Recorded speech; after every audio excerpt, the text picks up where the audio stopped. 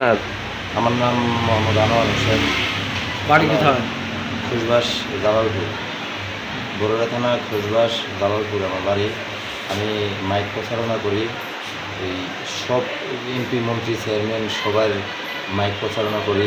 ওই দোল বাজায় আমার ওই ভুলি আছে একটা এরারে লইয়ে আমরা ওই রামমন গেছিলাম।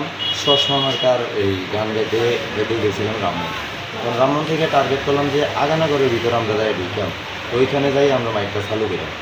তখন এই রামমন থেকে বন্ধ করিয়া আইপিএসসি আওয়ার হতে খুশবাস এই বাজারের পশ্চিম পাশে মাগনবাড়িটা, এই মাগনবাড়ির পাশে একটা দোকান আছে।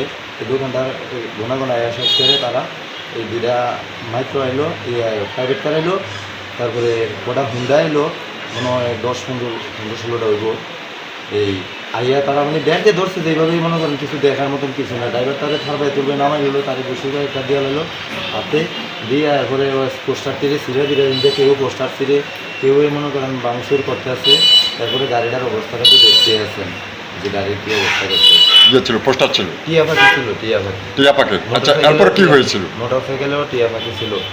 আইয়া তো মনে করেন যেভাবে ধরছে, আমি তো এইভাবে এই সময় কি এদিকে বাঁচাম না এদিকে বাঁচাম না, ড্রাইভার বাঁচাম, আমি এই সময় মনে করেন না এটা বেদিসের মতন। আবার টিয়া পাখির কর্মী সমর্থক অর্গান তো নিয়ে যাইতেছে। হ্যাঁ, টিয়া পাখি ছিল গাড়িটির মধ্যে। হুন্ডা মোটরসাইকেল সমর্থকগুলো ওই টিয়া পাখিরই হবে। জি জি, টিয়া পাখির ঠিক আছে, হ্যান্ডবিল ছিল।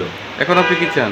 এখন আমি এটার বিচার চাই, বা যেহেতু আমি সুখ শান্তি মতন আমি যেহেতু মাইকটা চালাইতে পারি বা কর্মটা করতে পারি, এটা আমি বিচার চাই সাধারণ জনগণের কাছে এবং উপরকর্তার কাছে।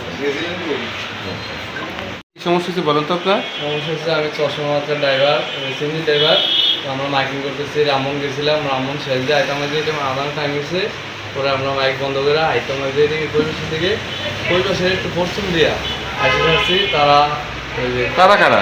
মানে ওই যে প্রাইভেট কারের ভিতরে দুটো প্রাইভেট কার আসলো, 10-15টা মোটরসাইকেল আসলো, এর ভিতরে স্টিকার ছিল টিয়া পাখির স্টিকার ছিল। আমি সিগনে দাঁড়ায় তারা খার করাইছে, খার করাই দিকে কিছু করাই দিকে আমি সবাই বুঝে গেলাম ভাই আপনার কি বললাম না ভালো পরে তারা আমাদের মাইকবের করছে। মাইকবের করার পরে আমরা ছিল এই 14-15টা মোটরসাইকেল ছিল আর 2টা প্রাইভেট কার ছিল। আমার মাইকবের করছে, আর তারা কেউ মাইকবের করছে না।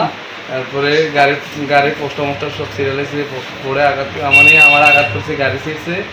তারপরে ওই ব্যাটারির তার ওই যে মাইকের তার মারা রিটার্নের জন্য সিরিয়ালাইছে। সিরিয়ালানোর পরে তারা হুমকি দিচ্ছে আমারে যদি আরেকবার দিকে দেয় তাহলে আমারে গুম করে লাগবো।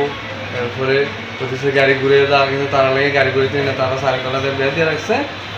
আমরা যা খাদ্য নিতে ঘুরে 15 মিনিট থেকে বলে আমরা আইতেছি। আপনাকে আঘাত করছে কি দিয়ে? আমারে আঘাত করছে হাত দিয়ে আমার পুরো দেওয়া আঘাত করছে, আমার গালে আমাকে থাবাইছে।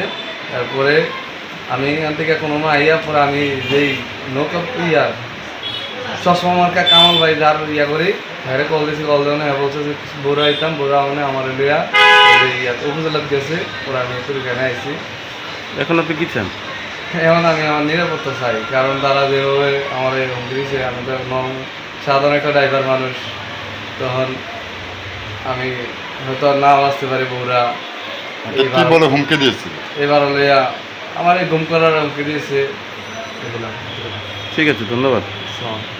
আমার সর্বশেষ কথা হচ্ছে, আগামী 21শে মে বরুড়ার সর্বস্তরের জনগণ যাকে পছন্দ করে, আমরা 4 জন ভাইস চেয়ারম্যান প্রার্থী আছি, 4 জনের মধ্যে যাকে যোগ্য মনে করে তারা জনগণ যাকে নির্বাচিত করবে আমি তাকে ওয়েলকাম স্বাগতম জানাবো।